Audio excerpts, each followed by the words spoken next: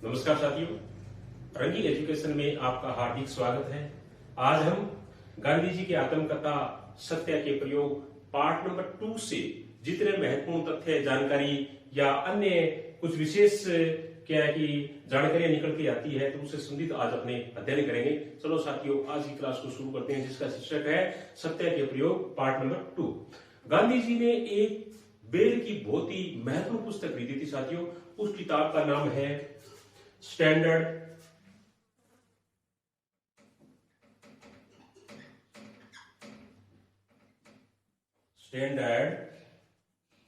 अलोक्यूनिस्ट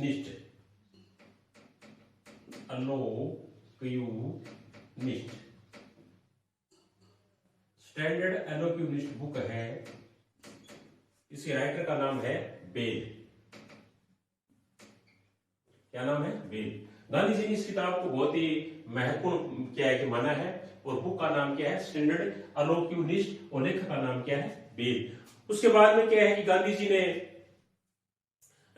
को एक बहुत बड़े क्या है कि उनके सहयोगी थे लेली साहब। क्या नाम था? लेली साहब। उन्होंने उनको शब्द कहे थे, तुम बीए हो जाओ फिर आना। प्रश्न भी आ सकता है कि ये किसने बोला? तुम बीए हो जाओ फिर आना। ये शब्द गांधी जी को किसने कहे? तो ये शब्द गांधी जी को कहे थे लेली साहब ने। किसने कहे थे? लेली साहब ने। लेली साहब। आगे बढ़ा, बहुत ही महत्वपूर्ण प्रश्न साथियों। गांधी जी ने क्या है कि अन्ना हरि गुट की स्थापना की थी। सबको पता ही है कि गांधी जी मांसाहारी नहीं थे और शाकाहारी थे, तो उन्होंने क्या है कि एक गुट की स्थापना की, जिस गुट का नाम था अन्ना हरि गुट। क्या नाम है? अन्ना हरि गुट। अन्ना हरि गुट की स्थापना क्या है कि गांधी जी ने की थी, और ये बेजवाटर नाम करके एक बस्ती थी, वहां क्या है कि गांधी जी ने इसकी स्थापना की थी। अन्ना हरि प्रश्न भी आ सकता है कि अन्ना हरि गुट के संस्थापक कौन थे? तो अन्ना हरि गुट के संस्थापक थे महात्मा गांधी। कहां इसकी स्थापना की गई? तो इसकी स्थापना है वो बेजवाटर में की गई। बेजवाटर एक बस्ती का नाम था। और अन्ना हरि गुट के जो उप सभापति बनाए गए थे, यानी अन्ना हरि गुट की जो स्थापना की गई, उसके बाद में इसके जो उप सभापति जो बनाए गए थे, उनका नाम था डॉक्टर आर्नफील्ड। क्या नाम था? डॉक्टर आर्नफील्ड। क्या नाम था? डॉक्टर आर्नफील्ड। और अन्ना हरि मंडल के जो अध्यक्ष थे, यानी इस गुट के जो अध्यक्ष हैं, अध्यक्ष का नाम क्या है कि मिस्टर हिल्स।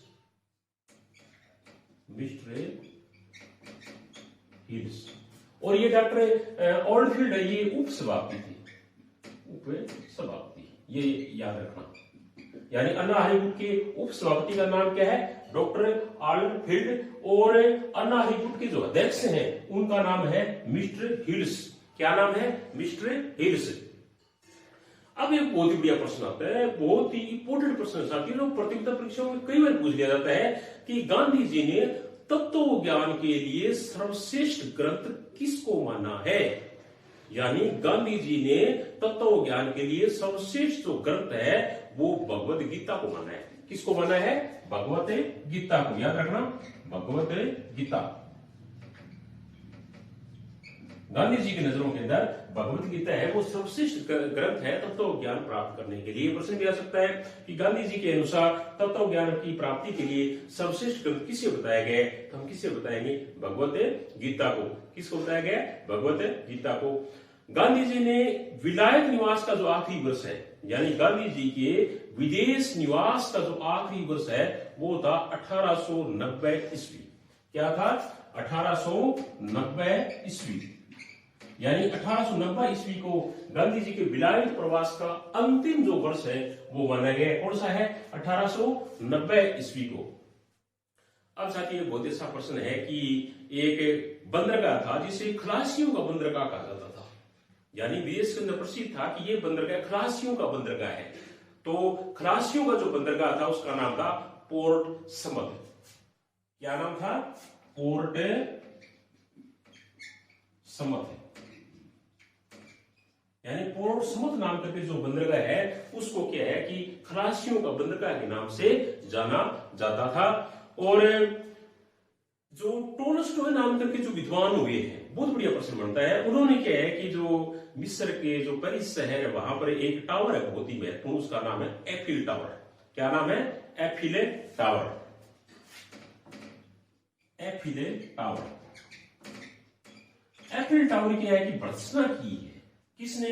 टोलस्टॉय ने। टोलस्टॉय नाम करके जो विद्वान है उन्होंने क्या है कि एफिल टावर की निंदा की है, भर्त्सना की है और कहा है कि मानव की मूर्खता का सबसे जीवंत अगर कोई प्रमाण है तो वो एफिल टावर है। तो प्रश्न भी आ सकता है कि एफिल टावर की निंदा किसने की? तो एफिल टावर की निंदा किसने की? टोलस्टॉय ने की। किसने की एफिल टावर की निंदा? टोलस्टॉय नाम के जो विद्वान है उन्होंने की। और जब गांधी जी क्या है कि बैरिस्टर बनने के लिए गए या जब बैरिस्टर बन गए तो उन्होंने बैरिस्टर बनने के लिए दो बातों को बहुत ही महत्वपूर्ण माना कि बैरिस्टर के लिए ये दो बात बहुत ही होना जरूरी है। और वो दो बातें कौन कौन सी है? पहली है टर्म पूरी करना। एक नंबर क्या है? टर्म में पूरी करना।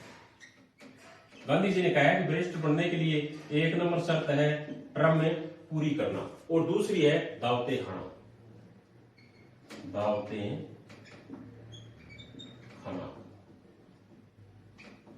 गांधी जी कहते हैं कि सबसे पहला काम क्या है? टर्म पूरी करना। नहीं यानी जो काम दिया गया है, जो उसकी फील्ड में आता है वो टर्म है वो पूरी करनी है। दूसरी क्या है? क्या करना है? जो बैरिस्टर बनेंगे उनके लिए दूसरी महत्वपूर्ण शब्द क्या होता है? ये दावत खाना। यानी आप ज्यादा से ज्यादा क्या है? अच्छा से अच्छा खाना खाइए, पार्टी कीजिए जहां आपको मौका मिले वहां पर। तो दो टर्म्स गांधी जी ने बताइए कि बैरिस्टर बनने के लिए पहली शर्त क्या है? टर्म पूरी करना। दूसरी शर्त क्या है? दावतें खाना। क्या है? दावतें खाना। अब गांधी जी ने साथियों क्या है कि तीन चार और बहुत ही महत्वपूर्ण विद्वान हुए हैं, उनकी किताबों का उन्होंने क्या है कि अध्ययन किया है। तो अपने एक एक करके किताब देख लेते हैं। एक नंबर किताब है पहले common law. Common law.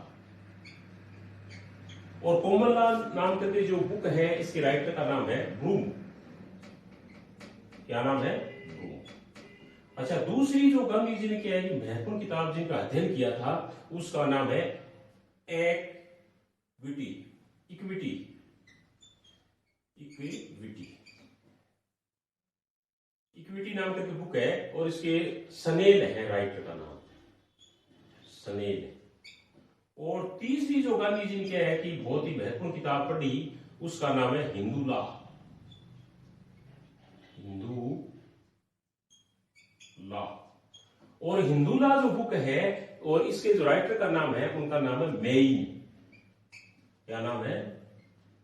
Main. क्या नाम बताया है? मेइन। तो साथियों गांधी जी को क्या है कि किसी विद्वान ने यह आश्वासित किया, उनको क्या है कि ये बताया कि अगर आपको अच्छा क्या है कि बैरिस्टर बन रहे हैं तो प्रमुख रूप से तीन जो बहुत ही महत्वपूर्ण विद्वान है उन विद्वानों की आप पुस्तक पढ़िए।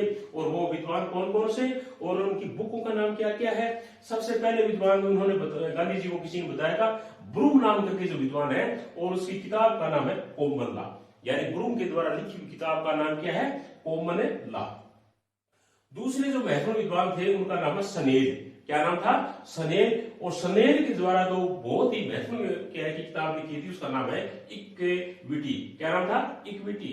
इक्विटी नाम की जो बुक है वो सनेल ने लिखी। तीसरी क्या है बहुत ही महत्वपूर्ण बुक क्या है कि भारत से संबंधित थी साथियों और उस बुक का नाम है हिंदू लॉ। क्या नाम था? हिंदू लॉ। और राइटर का नाम क्या है? मेइन। राइटर का नाम क्या है? मेइन। तो किसी वकील साथी ने गांधी जी को बताया कि इन तीन किताबों का आप अध्ययन कीजिए तभी जाकर के क्या है कि आप अच्छे वरिष्ठ है वो बनेंगे। और साथियों गांधी जी है वो 10 जून 1891, याद रखना बहुत ही महत्वपूर्ण तिथि है ये। कितना? 10 जून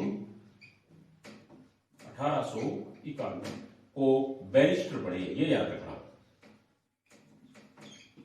यानी 10 जून 1891 को गांधी जी क्या बन गए?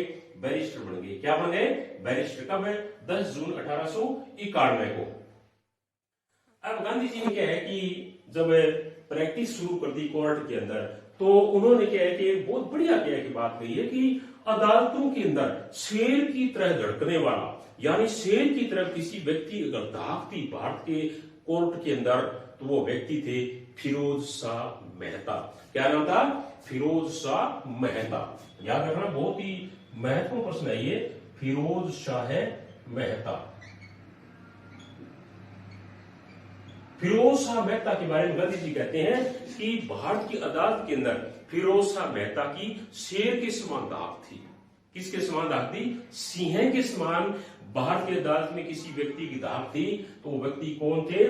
फिरोज शाह मेहता। क्या नाम था? फिरोज शाह मेहता। और गांधी जी मुंबई बंदरगाह पर जब आए विदेश से, तो एक जहाज में बैठ करके आए थे, पानी वाले जहाज के अंदर। उस जहाज का नाम था आसाम।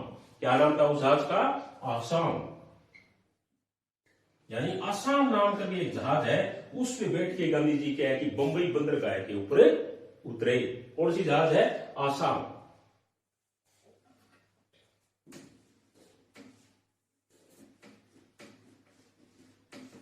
ये साथियों बहुत ही महत्वपूर्ण क्या है कि प्रश्न सारे के सारे, आप कोई भी चाहे प्रतियोगिता परीक्षा दे रहे हो, सभी के अंदर ये सारे महत्वपूर्ण प्रश्न हैं। और सत्य के प्रयोग जो गांधी जी की आत्मकथा है, उनसे सारे प्रश्न ये उठाए गए हैं। आगे बढ़े प्रश्नों की हम चर्चा करें तो गांधी जी के जीवन पर महत्वपूर्ण जो प्रभाव डालने वाले व्यक्ति है, वो 3 व्यक्ति हैं। गांधी जी के जीवन पर प्रभाव डालने वाले 3 व्यक्ति वो कौन कौन से हैं, एक एक करके देख लेते हैं। पहले है रायचंद भाई। क्या नाम है? रायचंद भाई।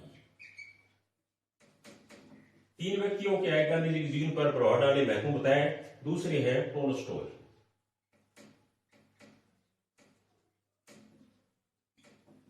और तीसरे जो व्यक्ति है महत्वपूर्ण, उनका नाम है रस्किन। दोबारा देख लेते हैं। गांधी जी के जीवन पर प्रभाव डालने वाले 3 महत्वपूर्ण व्यक्तियों के नाम बताइए। प्रश्न भी आ सकता है कि गांधी जी के जीवन पर प्रभाव डालने 3 महत्वपूर्ण व्यक्तियों में नहीं है या है, तो 3 महत्वपूर्ण व्यक्ति कौन कौन से हैं? पहले है रायचंद भाई, दूसरे है टोल्स्टॉय और तीसरे है रस्किन। क्या नाम है? रस्किन। तीसरे व्यक्ति का नाम क्या है? रस्किन। तीसरे व्यक्ति का नाम क्या है? रस्किन। गांधी जी क्या है कि एक रसोइया भी रखते थे, और उस रसोइये का नाम बहुत महत्वपूर्ण साथियों। गांधी जी के रसोइये का नाम है रविशंकर। क्या नाम है? रविशंकर। रविशंकर। प्रश्न भी आ सकता है कि रविशंकर कौन थे? रविशंकर गांधी जी के रसोइये का नाम है। ऐसे भी पूछ सकते हैं कि गांधी जी के रसोइये का नाम बताइए, तो अपने क्या बताएंगे? गांधी जी के रसोइये का नाम क्या है? रविशंकर। जब गांधी जी दक्षिण अफ्रीका गए बैरिस्टर की पढ़ाई करके वकालत करने के लिए, तो उनको 105 पाउंड की तनख्वाह पर भेजा गया। कितनी पाउंड की तनख्वाह पर? 105 पाउंड की तनख्वाह पर गांधी जी को विदेश के अंदर भेजा गया, दक्षिणी अफ्रीका भेजा। कब? अप्रैल 1893 के अंदर। अप्रैल 1893 के अंदर 105 पाउंड की तनख्वाह देकर के गांधी जी को क्या है कि विदेश में भेजा गया। उसके बाद में साथी बहुत ही महत्वपूर्ण है नेटाल बंदरगाह का दूसरा नाम। नेटाल बार बार आता है, नेटाल कांग्रेस भी आएगी आगे अपने। तो नेटाल बंदरगाह का दूसरा नाम क्या था? तो netal बंदरगाह का दूसरा नाम बताया गया है डरबन बंदरगाह है। क्या बताया गया है? डरबन बंदरगाह। डरबन बंदरगाह नेपाल, ये जो नेटाल कांग्रेस है, जो नेटाल जो बंदरगाह है, उसका दूसरा नाम बताया गया है। अब गांधी जी ने क्या है कि 2 व्यक्ति गांधी जी के दक्षिण अफ्रीका में बहुत ही महत्वपूर्ण स्थान रखते थे उनके लिए। तो गांधी जी कहते हैं कि नेटाल में दादा अब्दुल्ला की खूब इज्जत थी, क्योंकि दादा अब्दुल्ला का ही केस लड़ने के लिए वो दक्षिण अफ्रीका गए थे। तो गांधी जी कहते हैं कि नेटाल जो दक्षिण अफ्रीका के अंदर है, वहां दादा अब्दुल्ला की खूब इज्जत थी। वैसी ही इज्जत गांधी जी ने प्रिटोरिया के अंदर एक व्यक्ति की और बताई है। उस व्यक्ति का नाम सेठ तैयब हाजी खान। सेठ तैयब हाजी खान। क्या नाम है? सेठ तैयब हाजी खान मोहम्मद, सैयद तैयब हाजी खान मोहम्मद। प्रिटोरिया के अंदर इनकी वैसे ही इज्जत थी जैसी नेटाल के अंदर दादा जो अब्दुल्ला थे उनकी इज्जत थी, ये गांधी जी कहते हैं। और अब बड़ा प्रश्न, बहुत ही महत्वपूर्ण प्रश्न आता है कि नेटाल कांग्रेस की स्थापना क्यों हुई। हमारे बच्चे कई बार मार खा जाते हैं कि उस बुक के अंदर साथी गुरुजी ये दिया हुआ है, इस किताब में ये दिया हुआ है, तो ये सत्य के प्रयोग गांधी जी की लिखी हुई आत्मकथा है, तो इसके अंदर अपने जितने भी तथ्य जानकारी उठा रहे हैं वो सारे के सारे 100% सत्य है, इसमें कोई किंतु परंतु वाली कोई बात नहीं है। तो अपने देख लेते हैं कि नेटाल कांग्रेस की स्थापना कब हुई। तो Natal Indian Congress, Natal Indian यानी नेटाल इंडियन कांग्रेस की स्थापना कब हुई? 22 मई 1894। 22 मई 1894 ईस्वी को। बहुत ही महत्वपूर्ण तिथि साथियों, 22 मई 1894। कब? 22 मई 1894 को नेटाल इंडियन कांग्रेस की स्थापना की गई। कब? 22 मई 1894। 22 मई 1894 को क्या है कि इंडियन जो नेटाल इंडियन कांग्रेस उसकी स्थापना की गई। अब गांधी जी ने क्या है कि एक बुक और साथी बहुत ही महत्वपूर्ण जो टोल्स्टॉय की लिखी हुई है उनका भी अध्ययन किया था और बहुत ही महत्वपूर्ण पुस्तक है, तो अपने उस पुस्तक को देख लेते हैं जो किताब टोल्स्टॉय ने लिखी है। गांधी जी ने क्या है कि इस किताब का विस्तृत तरीके से क्या है कि अध्ययन किया था। तो टोल्स्टॉय ने जो क्या किताब लिखी उसका नाम है gospels in brief.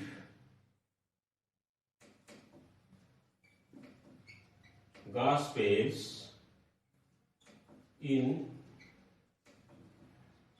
Brief, Gospels in brief, what to do, what to do। ये जो बुक है ये किसके द्वारा लिखी हुई है? टोल्स्टॉय के द्वारा लिखी हुई है। बहुत ही महत्वपूर्ण किताब है टोल्स्टॉय के द्वारा जो गांधी जी के जीवन को प्रभावित करती थी। उस किताब का नाम क्या है? Gospels in brief, what to do. Gospels in brief, what to do किसने लिखी? टोल्स्टॉय ने। किसने लिखी? टोल्स्टॉय ने। अब गांधी जी ने आप समय की पुस्तक लिखी तो उसका नाम है हैरी पुस्तिका।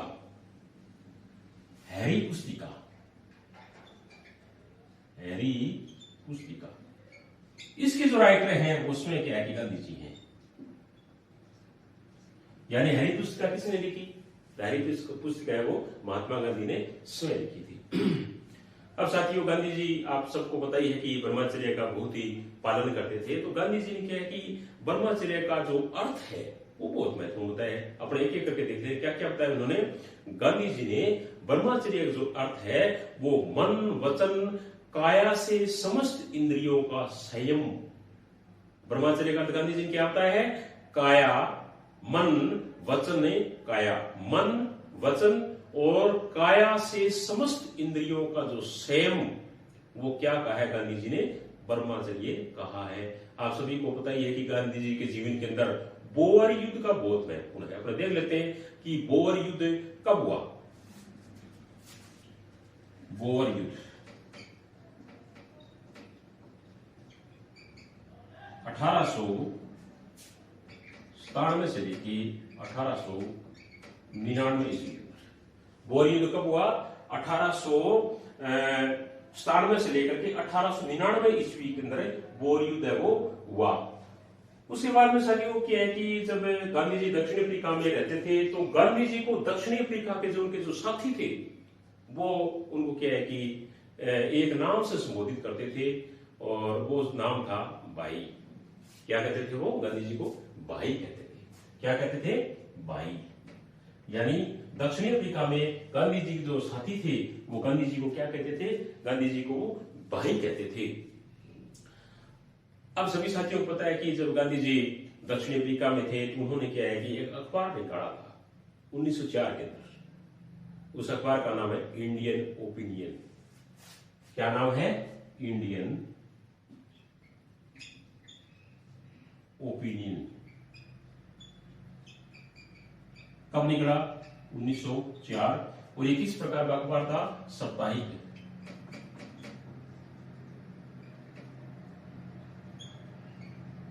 बहुत ही महत्वपूर्ण है।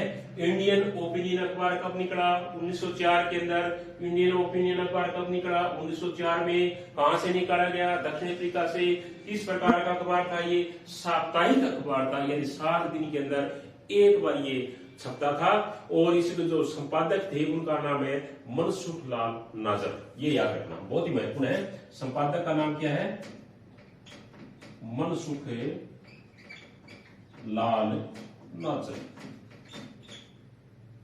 मनसुख लाल नाजर है वो क्या है कि इस अखबार के संपादक थे। प्रश्न भी आ सकता है कि इंडियन ओपिनियन अखबार के संपादक का नाम बताइए। जब गांधी जी ने इसको शुरू किया था तो हम क्या बताएंगे? मनसुख लाल नाजर। क्या नाम था? मनसुख लाल नाजर। अब साथियों सभी को पता ही है कि गांधी जी के साथ उनके एक भतीजा भी रहा करता था। गांधी जी के साथ में दक्षिण अफ्रीका जब वो गए तो उनके साथ इनका एक भतीजा भी रहा करता था, उसका नाम है छगनलाल गांधी। क्या नाम है? छगनलाल गांधी। प्रश्न भी आ सकता है, छगनलाल गांधी कौन थे? छगनलाल गांधी कौन थे? छगनलाल गांधी गांधी जी के भतीजे का नाम है। प्रश्न भी पूछ सकते हैं आपसे कि छगनलाल गांधी और महात्मा गांधी के बीच में संबंध क्या था, ये भी पूछ सकते हैं आपसे। या गांधी जी से छगनलाल क्या है कि क्या लगते थे? या गांधी जी के भतीजे का नाम बताइए जो दक्षिण अफ्रीका में गांधी जी के साथ रहा करते थे, उसका नाम क्या है? छगनलाल गांधी। क्या नाम है? छगनलाल गांधी। अब सभी साथियों को पता है कि दक्षिण अफ्रीका के अंदर गांधी जी ने एक फार्म की स्थापना की थी, उसका नाम है फिनिक्स फार्म। क्या नाम है? Phoenix farm. Phoenix farm. और इसकी स्थापना हुई थी 1904 के अंदर। बहुत महत्वपूर्ण की साथियों, फिनिक्स फार्म की स्थापना कब हुई? 1904 के अंदर। फिनिक्स फार्म की स्थापना कब हुई? 1904 के अंदर। बहुत ही महत्वपूर्ण है ये। फिनिक्स फार्म की स्थापना 1904। कहां? दक्षिणी अफ्रीका में। संस्थापक कौन थे? महात्मा गांधी। ठीक है। उसके बाद में क्या है कि एक विद्रोह हुआ था नेटाल के अंदर, और नेटाल कहां है? दक्षिण अफ्रीका के अंदर। उस विद्रोह का नाम है जुल्लू विद्रोह। क्या नाम है? जुल्लू विद्रोह। प्रश्न भी आ सकता है आपके सामने कि जुल्लू विद्रोह कहां हुआ? तो जुल्लू विद्रोह है वो दक्षिण अफ्रीका के अंदर हुआ, नेटाल के अंदर। नेटाल कहां है? दक्षिण अफ्रीका के अंदर। और साथियों बहुत ही बढ़िया प्रश्न है कि गांधी जी को जेल जाने का जो प्रथम अनुभव है वो दक्षिण अफ्रीका के अंदर ही हुआ था, जब उन्होंने वहां के बाशिंदों की और भारतीयों की लड़ाई लड़ी उनके हक के लिए अंग्रेजों के खिलाफ। तब क्या अंग्रेजों ने इसको जेल में डाला था गांधी जी को। तो जेल जाने का जो पहला अनुभव है गांधी जी के साथ में वो 1908 में हुआ। कब हुआ? 1908। 1908 के अंदर क्या है कि गांधी जी को जेल जाने का पहला अनुभव हुआ। कब हुआ? 1908 के अंदर। कहां? दक्षिणी अफ्रीका के अंदर हुआ। तो साथियों ये था सत्य के प्रयोग, गांधी जी का आत्मकथा से संबंधित पार्ट नंबर 2। इससे आगे वाला पार्ट है वो अपने कल अध्ययन करेंगे। आशा है आज का वीडियो आपको बहुत ही पसंद आएगा। इसी के साथ थैंक यू, धन्यवाद।